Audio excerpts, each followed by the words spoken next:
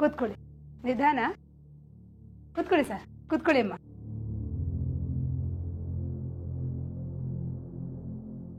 ಡಾಕ್ಟ್ರೆ, ತಾಯಿ ಮಗು ಆರೋಗ್ಯ ಹೇಗಿದೆ? ತಾಯಿ ಮತ್ತು ಮಗು ಇಬ್ಬರು ಆರೋಗ್ಯವಾಗಿದ್ದಾರೆ.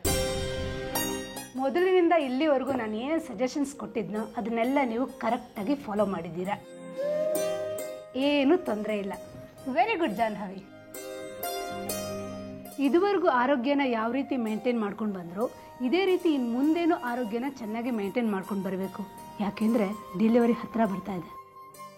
ಡಾಕ್ಟ್ರೆ, ಡೆಲಿವರಿ ಯಾವಾಗ ಆಗ್ಬೋದು?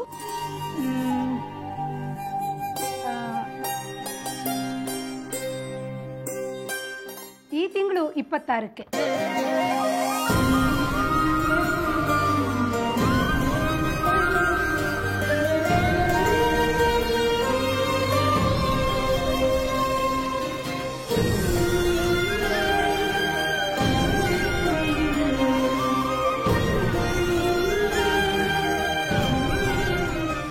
ಅಲ್ಲಿವರೆಗೂ ಆರೋಗ್ಯನ ಚೆನ್ನಾಗಿ ಕಾಪಾಡಬೇಕು.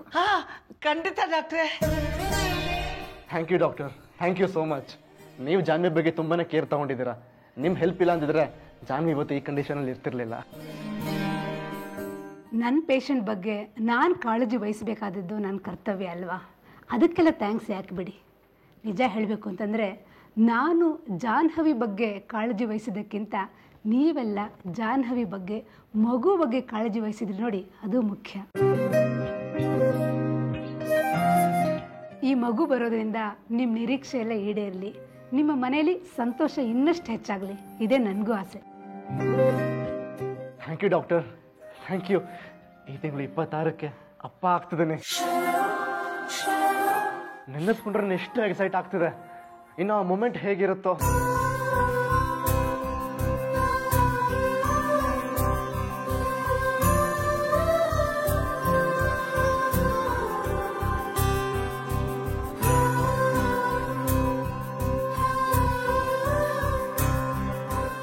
ರೀ ಶ್ರೀನಿದೇವ್ರೆ, ಇವತ್ತೇ ನಿಮ್ಮ ಖುಷಿನೆಲ್ಲ ಖಾಲಿ ಮಾಡಿಬಿಡ್ಬೇಡ್ರಿ. ಮಗು ಹುಟ್ಟಿದ್ಮೇಲೆ ಎಕ್ಸ್ಪ್ರೆಸ್ ಮಾಡೋಕ್ಕೆ ಸ್ವಲ್ಪ ಬಾಕಿ ಉಳಿಸ್ಕೊಳ್ಳಿ.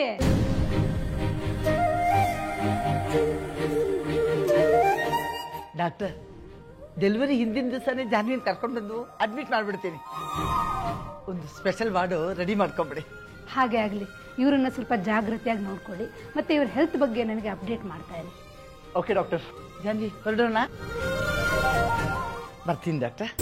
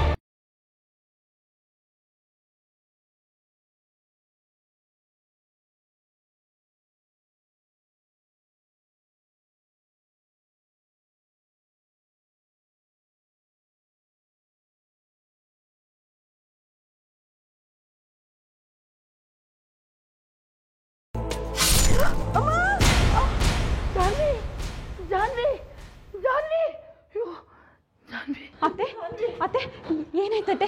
ಎದ್ದೇಳಿ ನಿಧಾನ. ಏನಾಯ್ತತ್ತೆ?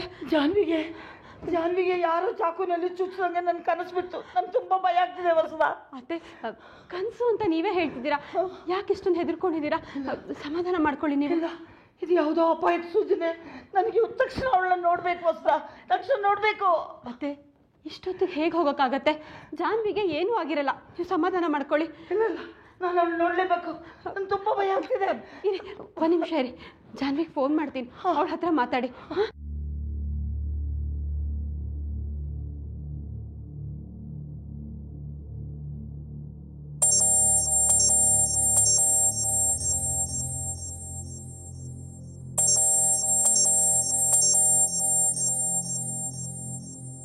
ಇಷ್ಟೊತ್ತಿನಲ್ಲಿ ಫೋನ್ ಮಾಡಿದಾರಲ್ಲ.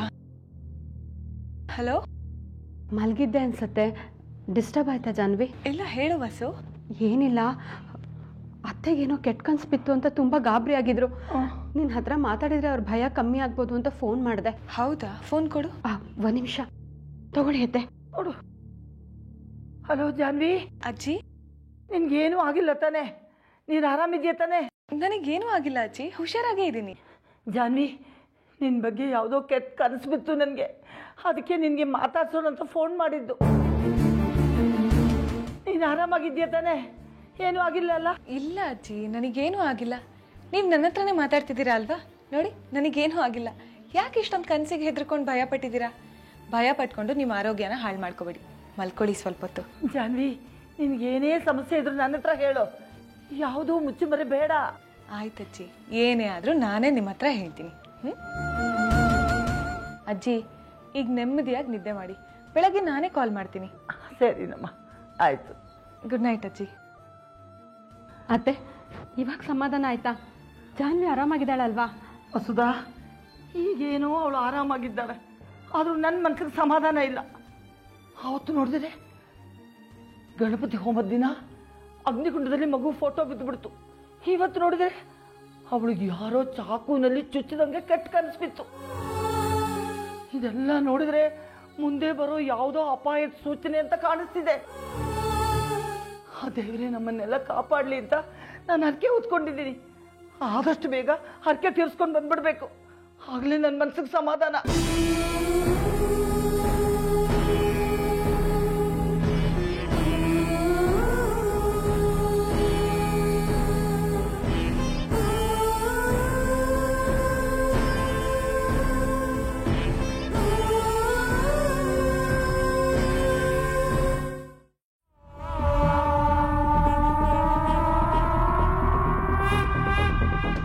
ನಿನಗೋಸ್ಕರ ಮಾಡಿರೋದು, ನಿನಗೆ ತೃಪ್ತಿ ಆಗೋವರೆಗೂ ಎಷ್ಟು ಬೇಕೋ ಅಷ್ಟು ತಿನ್ನು.